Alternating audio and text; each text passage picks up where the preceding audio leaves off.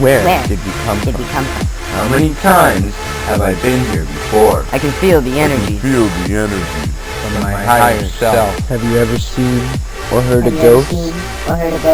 Welcome, my friend, to the ScareCrow Report 16. Hello? Cyrus?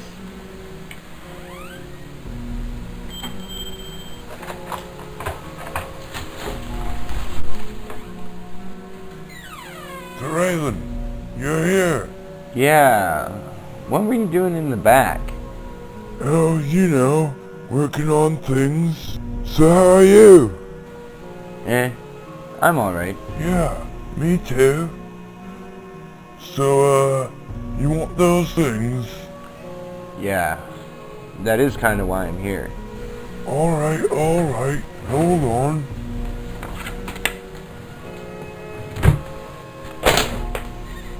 Here you go, some chalk, some sea salt, and 10 fist-sized stones. Thanks, Cyrus. Don't mention it.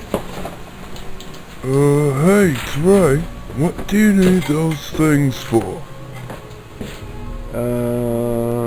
Protection. Oh yeah, protection, right.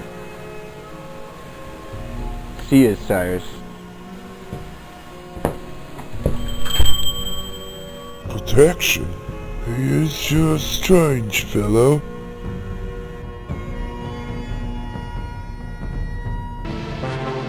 Who are you really? What do you mean? It doesn't matter who I am. Who I am means absolutely nothing. Where we head? You'll see. Wanting people to listen, you can't just tap them on the shoulder anymore. You have to hit them with a sledgehammer. When it comes to our internal energies and spirit, we have to be very protective. In the world of the supernatural, there are all sorts of entities, spirits and ghosts, which many people believe can affect us as humans, and even come to harm us. There are many different belief systems and religions, fields of study, and ideas that surround the topic of protection against the supernatural, and a lot of it depends on what the individual believes in. We all hear how crosses are supposed to ward off vampires, and how white candles are supposed to protect against ghosts and such. But one must ask themselves, why are these things supposed to ward off evil, unwanted spirits, or whatever? When looking at different lore and studies done on vampires, one finds out a bit about how a lot of the pieces of this lore come from different places and times. So let's look at the holy symbol of the cross for a minute. While many people believe that it is the cross itself that it's supposed to drive off this form of the undead, it is largely not.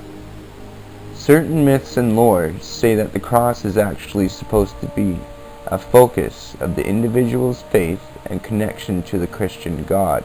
The invocation of God's holy power from within the person is supposed to ward off this evil entity, who has no soul and is an agent of the devil.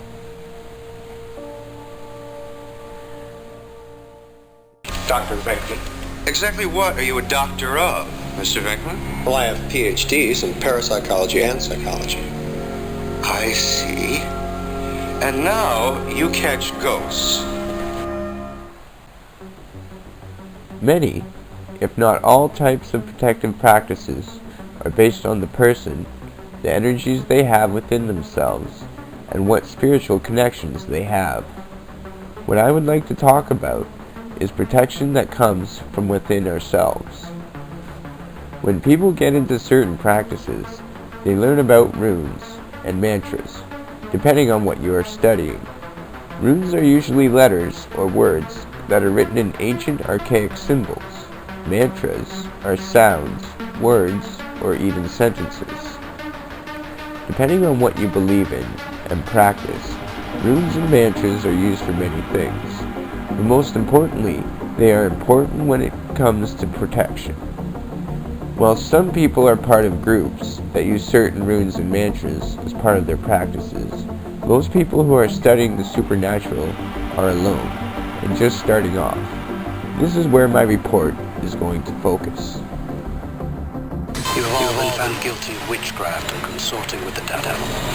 If you would save your souls from perdition, repent now and confess your sins. I confess. Go on, child. Did you sign a pact with Lucifer? I signed a pact. I confess. Please. You took a burning hell. Hello, my friend.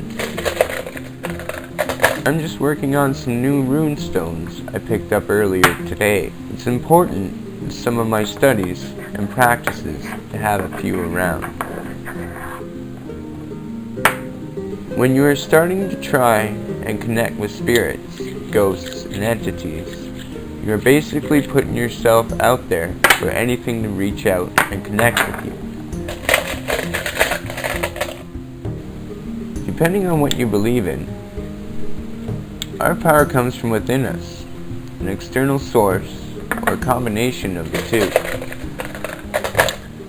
There are many different kinds of protection that practitioners use, such as barriers, auras, runes, mantras, and objects. These are used to protect your being or to expand your energies outside yourself to protect an area or a place, like a room. These things are used to protect against outside forces of energy and matter. Energy barriers are usually spheres or rings of energy that one is supposed to create or push out of themselves using the chi or kinetic energy that is contained within them. The energies could also come from an outside source, like a deity or protective entity. The energies are supposed to repel all negative energies and spirits. These can be a general form of energy that protects against all forces, or a focus field of energy that protects against a specific force, such as ghosts or demons. When trying to create a force outside of yourself, first start with your body. Try to visualize and focus your energy into your central core, and try to send it out all over your body. Every time you breathe, try to draw in energy, and then push it out when you exhale. Once you start to gain ground in this, work on a bubble around you. Try to close your eyes and visualize it. Send your energy into that visualization. The next and final step is to be able to fill a room with your internal energies and chi, in order to create a barrier that shields you.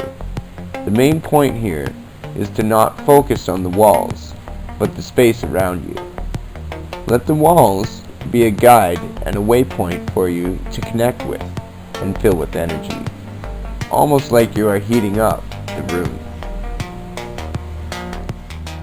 Are there any questions before we proceed? I have one question, Dr. Frankenstein. Frankenstein. I beg your pardon? My name, it's pronounced Frankenstein.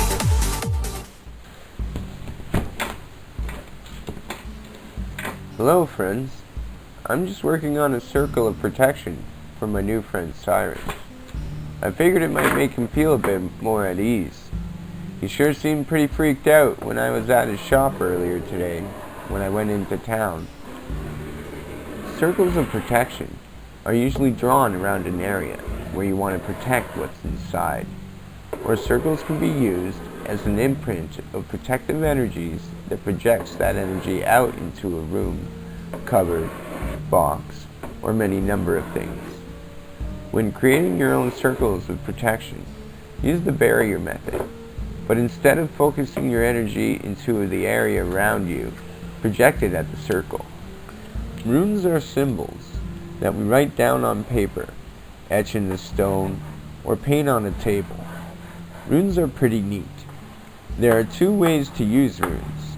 Runes can be a personal symbol that the practitioner can imprint certain energies into, or one can study different beliefs, practices, or religions to learn different runes and what they mean.